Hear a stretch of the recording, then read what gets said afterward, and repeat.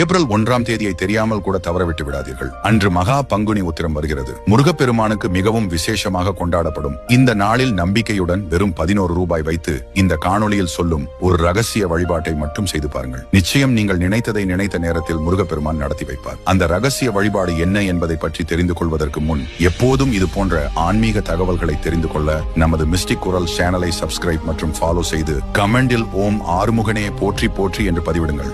வருடத்தில் முருகனுக்கு பல விசேஷங்கள் இருந்தாலும் இந்த பங்குனி உத்திரமானது முருகப்பெருமானுக்கு மிகவும் விசேஷமாக கருதப்படுகிறது.